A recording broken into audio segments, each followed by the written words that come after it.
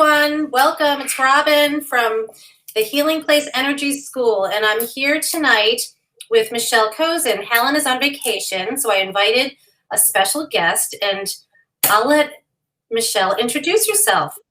Hi there. I am Michelle Kozin, have a company by the name of Predictive Advisors, and I also have a company called Teamist. So I do a lot of work with leaders and teams and helping people to find their superpowers at work and find better fit, better work-life balance, and meet their full potential. So just so everyone knows, Michelle is a guru when it comes to creating teams and building relationships within the teams so that they can work well together and that their energy is sustainable and long-lasting to work on whatever project it is that they're coming together to work on. She's a mastermind. So I've been actually hanging out with Michelle now for years. We've known each other. She's actually done a personality test on me, which was fascinating. I believe it was 100% accurate. And we were talking, the reason I invited Michelle tonight, we were talking about how the pandemic affected us, how it affected our energy, how we were able to bring our energy to the workforce, to our jobs, to our families, and to whatever it was that we were creating, and how our energies pivoted during the pandemic and how we became creative during the pandemic, and how to keep that energetic feeling going and being positive. So we've been through a lot. I mean, this whole year, everyone's been through a lot. So yeah. Tell us more, Michelle, about how I know you're so creative because we've created together, but yeah, tell us how you've been able to sustain your energy level during this time as a business owner, as a mother, as a friend. How have you been able to do it all? Yeah, well, I think, Robin, you've had a front row seat, and that I wasn't doing a very good job at doing it all, right? In the pandemic, I mean, at the beginning of the pandemic, it was actually incredibly stressful, worrisome, very, very, very fearful, very, there was just so much ambiguity and so much unknown for all of us. And so not only was I kind of navigating that just on my own, as you said, in all of those different roles, but also working with my clients, the leaders and the teams that I work with, and they're all, very much taking that similar journey and trying to kind of hold things together. And, I reached out to Robin relatively early in the pandemic, maybe May, June kind of time frame. Yeah, around there. Saying, it was probably almost just about a year ago, right? Sort of like late May, early June, saying, wow, this is really a lot. This is a lot to try to digest, a lot to take on. And so, what we started to do, what Robin and I started to do was really talk about how do we stay connected during a time that was so stressful. And I got to a point where, Robin is an exceptional meditation teacher. She's an exceptional meditator, Reiki healer master, always kind of my touchstone on, kind of staying calibrated. And I said, to Robin, I was having a really hard time just kind of carving out that energy healing, those energy healing blocks that I needed. And one evening in particular was just very bad. I was very stressed out. I had kind of been digesting a lot of information, just personally, professionally, and then the work that I would do with teams and leaders and kind of experiencing and helping them navigate their stress. And I basically had a dry erase marker because I do a lot of, at that point, before COVID, I did a lot of facilitation. I have whiteboards all around my office. And I just literally, in fact, if I turn the camera just a little bit, you'd see like all my whiteboards that I have on the walls. I love that dry erase board. Yeah. And I literally I was getting ready for bed and I just started dry erasing positive affirmations on my bathroom mirror, just really trying to get myself into a more positive place. And it was incredibly powerful to kind of, I just immediately felt more calm. And so I reached out to Robin and said, is this crazy? Why is this working? And why is this kind of, a good energy touchstone for me? And we really talked a lot about it. And over the summer and into the fall, we created a methodology called 2-minute mirror. And 2-minute mirror was a really powerful way for each of us to spend 2 minutes every day, positive affirmations, kind of getting back into our flow, getting back in touch with positive energy, in the same amount of time as it would take to brush your teeth, right? And so it was fun, and we were sharing our affirmations back and forth, either late at night or first thing in the morning in our pajamas, and we had fun and we shared some great affirmations, and I still have those affirmations written down. I go to them when I need to, but it helped me create, I do affirmations every day when I'm driving, when I'm walking. It's nonstop. But it's fun. And it does keep things in perspective, especially when you're stressed out. And it's so helpful. And I saw such a transformation in you, Michelle, while you were doing this work, because it really helped you stay calm. It helped you create so much for your business. And I think it helped, you've got 3 kids, I've got 3 kids. I think it helped us with handling all the stress that our kids were going through as well. We were able to have a positive, doing those positive affirmations helped us. So yeah. I'm glad you brought that back. It's in sort of where we are right now at the end of May 2021.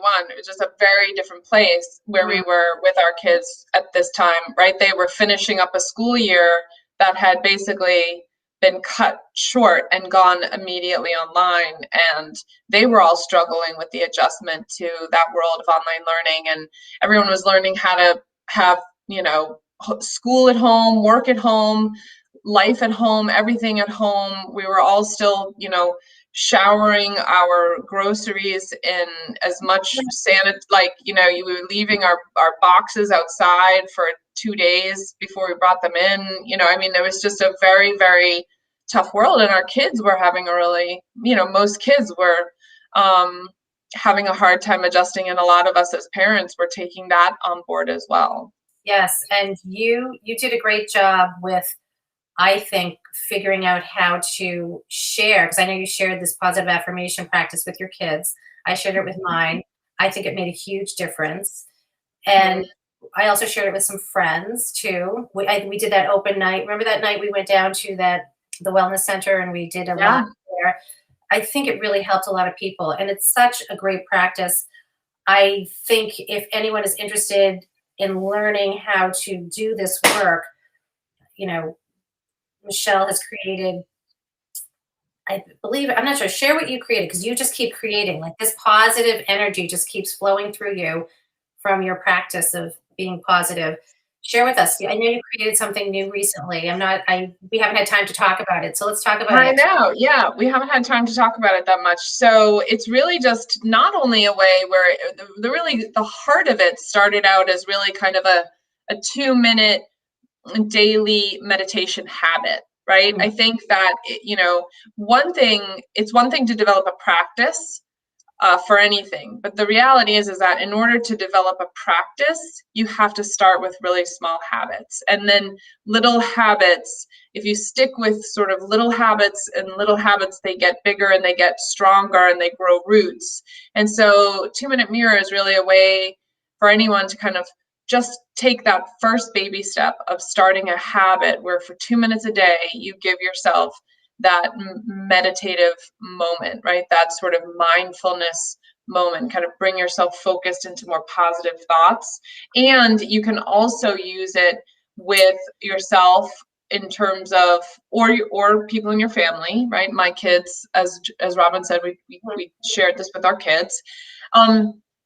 But also just as a leader, I've actually shared this with some of the leaders that I work with who've had particularly rough years And I, ask them, what kind of mindfulness practice do you engage in? Do you have any kind of little go-to, self-care practices, right? A lot of times I'll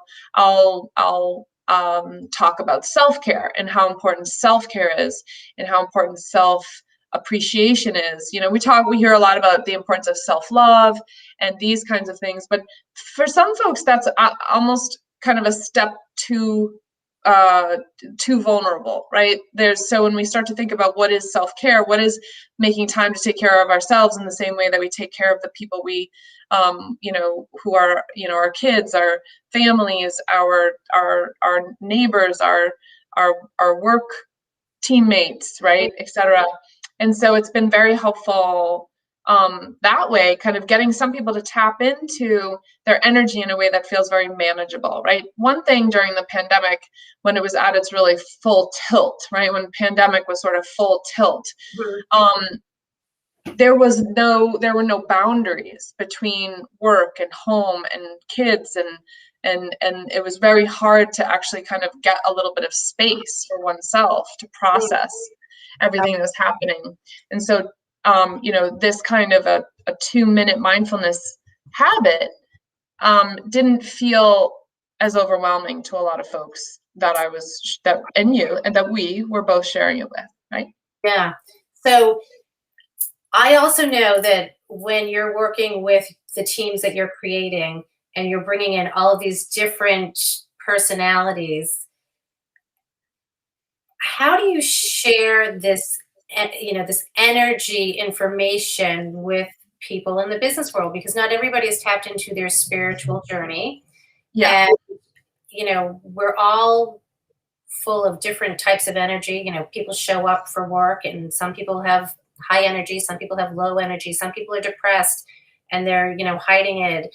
How do you work with energy within groups when you're doing your superpower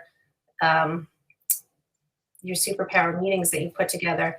How do you see, like, because I'm sure a lot of it's over Zoom, and that can be difficult. That can be difficult to pick up people's true energies through Zoom. But I know you're an empath, so you're able to feel and see, and that's one of your superpowers that you can bring to your work.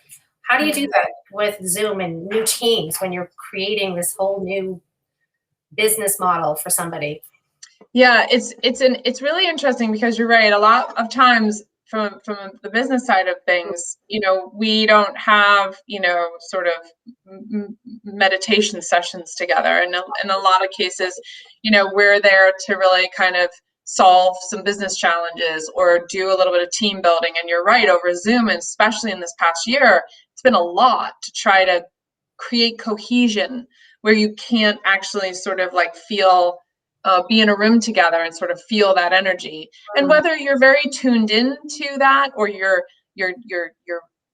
beginning to learn how to be tuned into that, it can be tricky over Zoom to kind of create that atmosphere of openness. And so one thing that I have started doing with my teams and leaders is I created this concept of a support wheel, thinking of support like a wheel, right? And that, when you think about what do I need, right? Or what do you need from me? A lot of times a leader will say to their team, what do you need from me? How can I serve you, right? We talk a lot about servant leadership.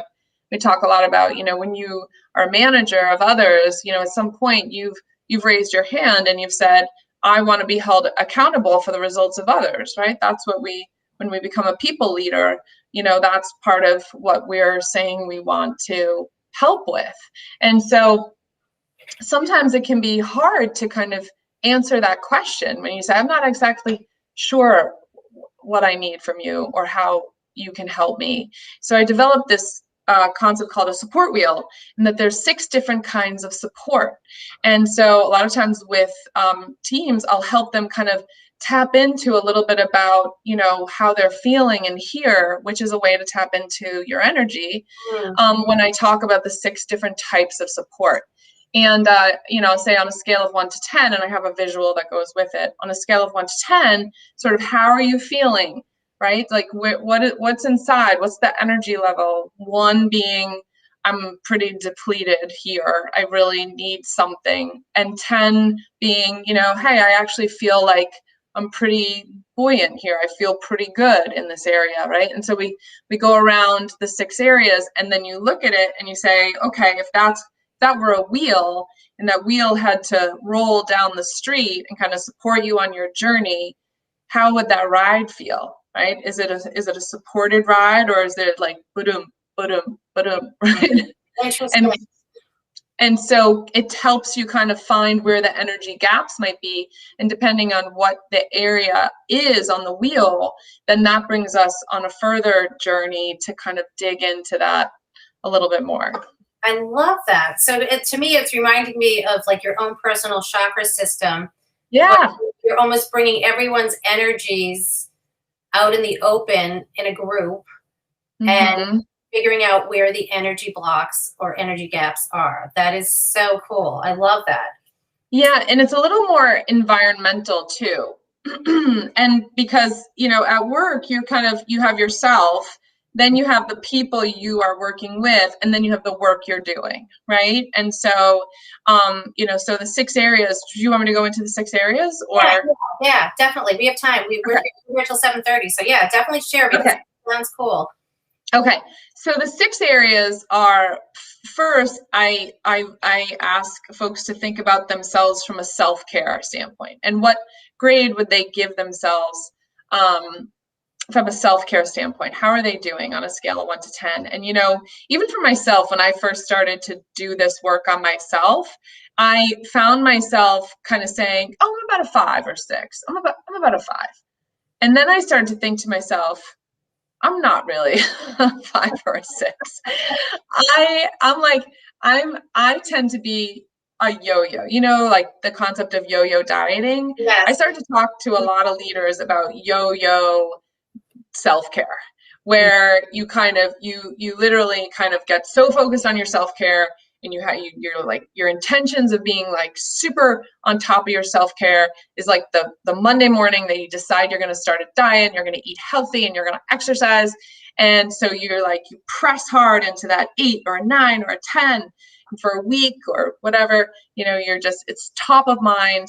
And then the noise and the fact that all these other things kind of come in, and then you drop, right? And so it's like yo-yo dieting is like yo-yo self-care. So, when you really look at these aspects of the support wheel, you have to really be honest with yourself and say, am I truly a 5 at this, or 5 or a 6, or am I yo-yo self-caring myself, and kind of like taking that yo-yo dieting kind of approach to self-care, which is not healthy, right? Not healthy at all.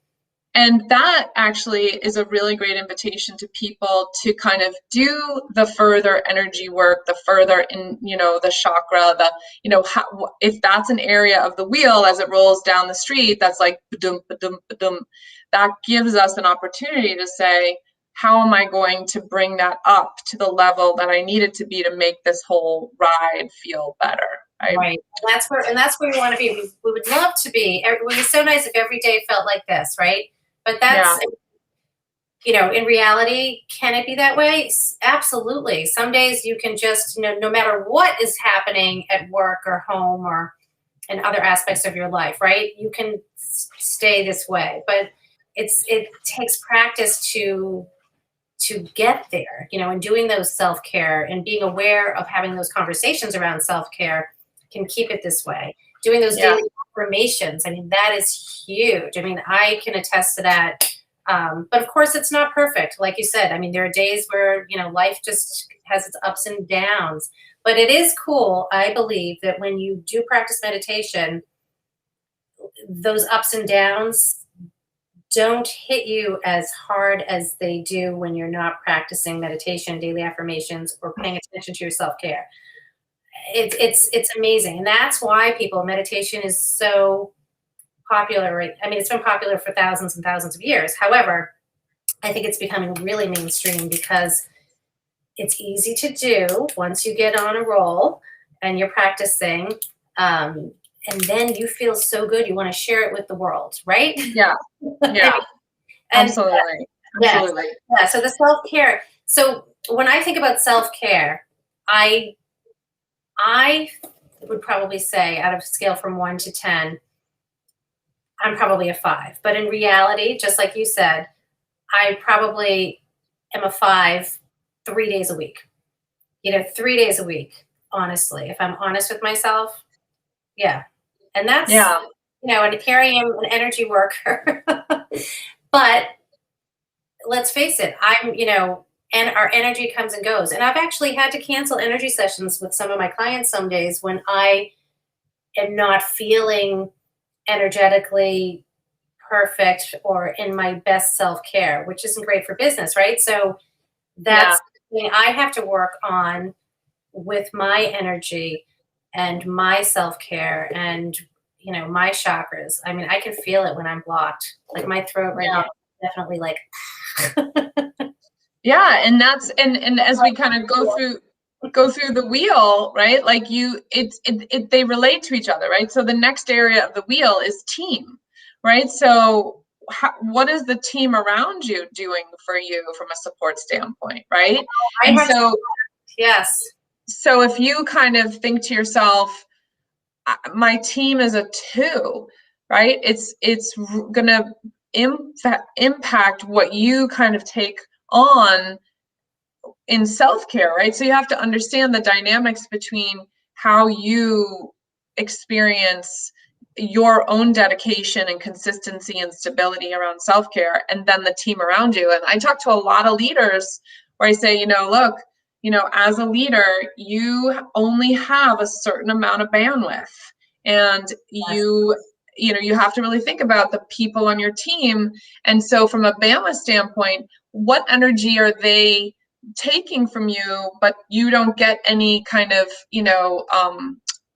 energy back? Like leaders give, right? So I'm not saying don't give, but when it just kind of sinks into nothing because you have someone on your team who is not the right fit, or you have someone on your team who's toxic, or you have someone on your team who you hired someone because you wanted to develop them, but you didn't realize that you actually needed to do so much development work that they aren't able to do the role you need them to do to have a team operating at the level they truly need to operate at to hit the results, right? So that exchange of energy happens at the team level too. So that's yeah. And what do you do? Say there is a leader in a position and they do want to help develop and mentor and advise somebody on their team.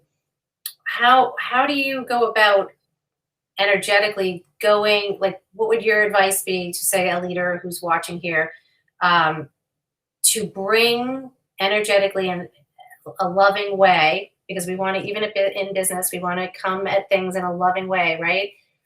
How do you bring about that conversation? Like, how do you consult that problem? We talk a lot about, what is the work to be done and what is the bandwidth of the leader as well as the blind spots of the individuals on the team. And so the other parts of the wheel actually have to do with trying to solve that challenge, not only for themselves, but for their team. So the next area is learning, right? Learning is an area of support. But if you don't have access to the information you need to close those gaps, either for yourself or the people on your team, you might have people on the team who are, have needs around taking on certain new skills, or, we need to have better technology so we can do this, hybrid work thing, and people don't know how to use the technology, right? So part of the tension, part of that challenged energy on the team could be solved through learning, right? We don't have the enablement that we need to. And so that's another way to kind of calibrate the support that enablement can give to a team. And then the next one is accountability. And accountability is actually really powerful at the peer level, right? So what is the accountability energy of the team in terms of having a shared purpose, being able to kind of show up for each other, and being able to, in a positive, supportive way, continue to encourage each other to meet their full potential. You might have a team where, that accountability energy is not as present, or is not as powerful, and is not as positive. It could be more, a bit more draining. It could be, almost sort of blame oriented rather than, inspiration driven, right? Yeah. And then the next area of the wheel is feedback. So in terms of support, especially for teams and leaders, and even, individuals, for ourselves, even in our families, right? In our social circles, feedback is a really powerful way that we all understand how we can be better. How can we, grow? How can we feel supported? How can we feel like we're making progress? And so that, especially in workplaces, having timely, relevant feedback can be very helpful. And then the last area, just to kind of finish up the wheel, because I know we have a little bit of time, we only have a few minutes left, is friends and family. So you kind of come back around the other side of the wheel, where we started with the individual, and we kind of went to the team, and then we went to sort of the environment, and now we're back to sort of that really special circle of support from an energy standpoint, that is your friends and family.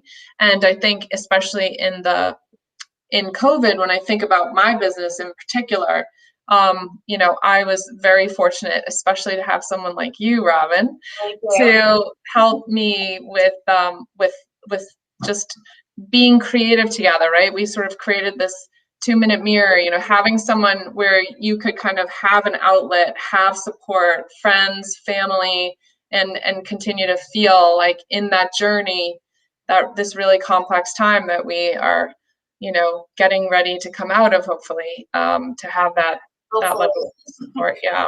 Yes. Positive energy to coming out of this COVID mess. So it's 7:27. We like to end on time. Thank you so much for joining us today, everyone. So if you're watching live, thank you. And if you're joining us and watching this recorded, I just want you to know that you can reach out to us at the Healing Place Energy School if you need help in learning how to protect your energy, work with your energy, figuring out how to meditate. If you're looking for a practice, we're trying to create a really big circle of healing support in our energy school so that we can help you. And also, if you're interested in learning more about Michelle and how to work with your energy as well, you can reach out to Michelle, and we will put Michelle's information down below. And Michelle, you can also, let people know right now how to get in touch with you if they're interested in learning more about working with, their energy within teams and team building and leadership. So please share how people can get a hold of you. Yeah, well, Robin and I have a Facebook group that's where we talk about 2-minute mirror and a little bit about that as a methodology.